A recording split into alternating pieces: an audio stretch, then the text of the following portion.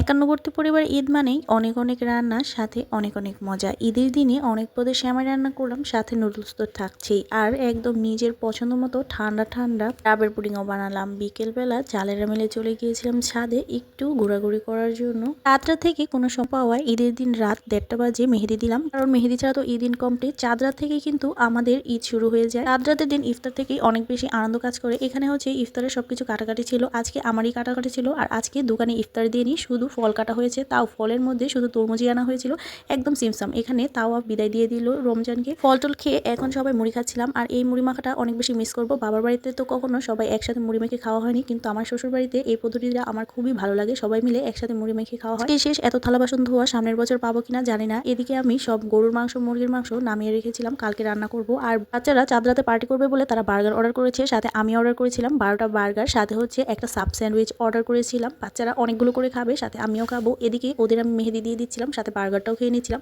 বার্গারটা কিন্তু অনেক বেশি মজা ছিল, যেটা আমার ছেলেও খুব পছন্দ করে খেয়েছে। চাঁদ রাতের দিন রাতের বেলায় একদম আমি সবকিছু প্রিপারেশন করে রেখেছিলাম। এখানে আমি রাতেই 5 কেজি দুধ জাল করে নিয়েছিলাম। এখানে 5 কেজি না, এখানে 2 কেজি, আর সাথে আরো 3 কেজি আছে, কারণ আমি এখানে লাচ্চা সেমাই রান্না করব, সাথে কিন্তু জিরা সেমাইটাও রান্না করব। গরুর মাংস, মুরগির মাংস সবকিছুই রাতে কষিয়ে রেখেছিলাম, মানে মুরগির মাংস শুধু মশলাটা কষিয়েছিলাম আর গরুর মাংসটা কষিয়ে রেখেছি। এখানে আগেই লাচ্চা সেমাইটা রান্না করে নিব, তাই লাচ্চা সেমাইগুলো ঢেলে দিচ্ছি। এবার আমি এমন বোকার মতো কাজ করেছি, কি বলবো, লাচ্চা সেমাইয়ের মধ্যে একদম গরম দুধ ঢেলে দিয়েছি, যার কারণে আমার লাচ্চা সেমাইটা একদম পেকে গিয়েছিল।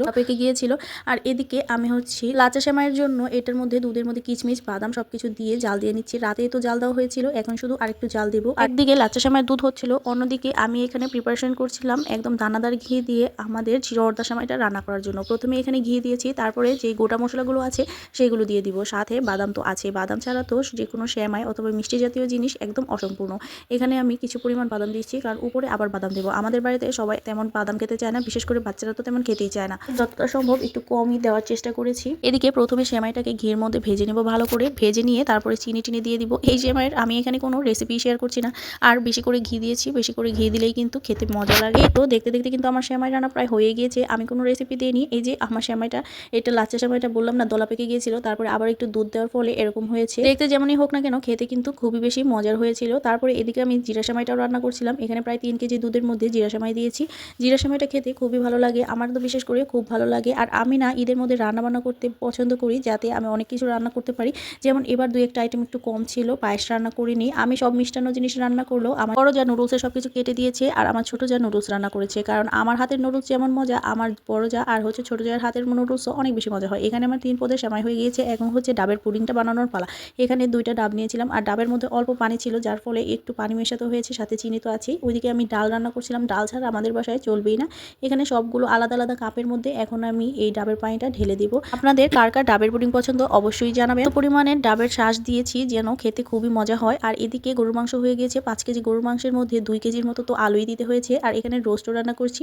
রোস্ট আমার শ্বশুর ভাসুর ওনারা আবার খাবে না, শুধু আমরাই খাবো। আর শ্বশুর আর ভাসুরেরা মুরগিটা একটু কম পছন্দ করে। আর এদিকে আমার শ্বশুর এই প্রথম জুব্বা পড়েছিল, তাই তাকেও একটু ভিডিও করে নিলাম। এই তো নুডলস হয়ে গিয়েছিল। যখন ছোট ছিলাম তখন কিন্তু অন্য সবকিছুর থেকে বারবার নিয়ে নুডলস খেতাম। এখন আমাদের বাড়ির বাচ্চারা এমন করে, কিন্তু আমার আর তেমন খেতে ইচ্ছা করে না।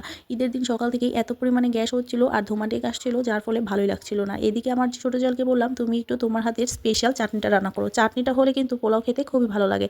এখানে আমার রান্নাবান্না শেষ, বাচ্চারা এসেছে, মামুনি আমাদেরকে নেলস লাগিয়ে দাও, তো ওদেরকে আবার নেলস লাগিয়ে দিলাম। একটা করতে করতে আমার বড় যা আবার এদিকে পোলাও রান্না করে ফেলেছে।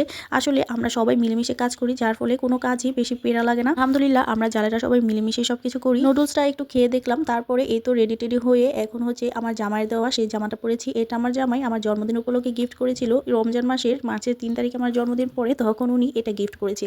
জামাটা কিন্তু অনেক বেশি সুন্দর ছিল। এটা ব্লকের ড্রেস, দামি হলেও এটা কিন্তু দেখতে একদম সিম্পলের মতোই লাগে। তো আমার জামাই অনেক পছন্দ করে দিয়েছে। আর এই তো সালামি পেয়ে গিয়েছি, সাথে জামাইয়ের সাথে কোলাকুলিও করেছি। একটা 500 টাকার নোট দিয়েছে, আর হচ্ছে একটা 20 টাকার বান্ডিল। বলেন তো এই 20 টাকার বান্ডিলে কত টাকা হতে পারে, আপনারা অবশ্যই কমেন্টে জানাবেন। সালামি তো সবগুলো থাকবে না, এখান থেকে তো বাচ্চাদেরও সালামি দিতে হবে। তো আমার সবগুলো ঈদ সালামি। আপনারা কত টাকা ঈদ সালামি পেলেন অবশ্যই জানাবেন। কাল একটু ঘুমিয়েছিলাম, একদম সন্ধ্যা 8টা বাজে আমার বড় জাগিয়ে ডাক দিয়েছে। আমাদের পাশের বাড়িতে ভাবিদের এখানে এসেছিলাম একটু বেড়াতে, আর রাত্রের 2টা বাজে আমি এখানে মেহেদি দিয়েছি। আর আমার ঘুমাতে ঘুমাতে কিন্তু প্রায় 6টা বেজে গিয়েছে। মেহেদিটা কেমন হয়েছে অবশ্যই জানাবেন। যেহেতু কালকে বাবার বাড়িতে যাব, তাই ঈদের দিন রাতেই মেহেদিটা দিয়েছি। বান্ধবীর বিয়ে বলে কথা, মেহেদি না দিলে কি হবে। ঈদের আনন্দ তো সাথে আছে। এটা ছিল সকালবেলার লুক। আমার আজকের ভিডিও এই পর্যন্ত। সবাই সুস্থ থাকবেন, ভালো থাকবেন। ঈদ মোবারক।